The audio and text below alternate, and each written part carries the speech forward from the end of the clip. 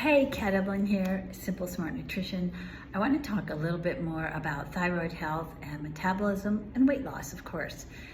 So we were talking about thyroid malfunction, and there are several studies, and I'm going to be looking at my notes here, that show a strong link between Hashimoto's, Graves' disease, and gluten intolerance.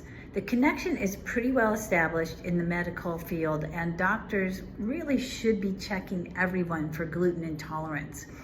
And here's what happens. The body mistakes thyroid and gluten. It gets it confused because the molecules are similar.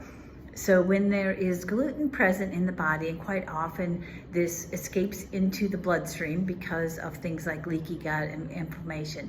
So those little gluten particles floating around look like thyroid, and then your body will go and attack the thyroid, which is really interesting.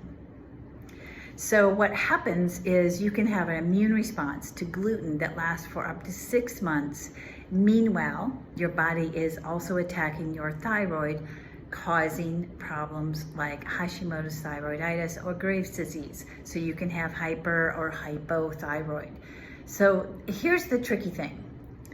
There are gluten tests, and you can go get lab testing done. There's 2 ways. Generally, they'll check your blood, or they will do a GI scope. So they'll look inside for inflammation. That's a little bit more involved. The problem is when you get the gluten tests, especially the blood tests, it only checks for certain parts of gluten, and that is just a couple of different types of gluten.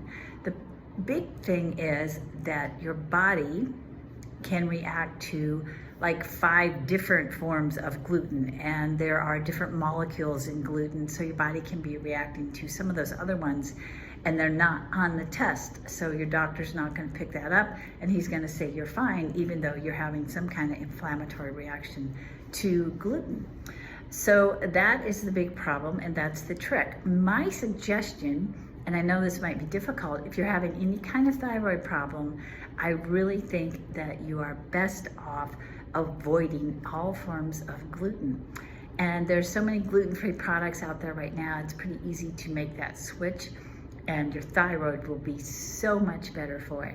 I'm Kat Evelyn. We'll talk more about the thyroid tomorrow and speeding up your metabolism, and we'll get into some supplements that really help your thyroid as well.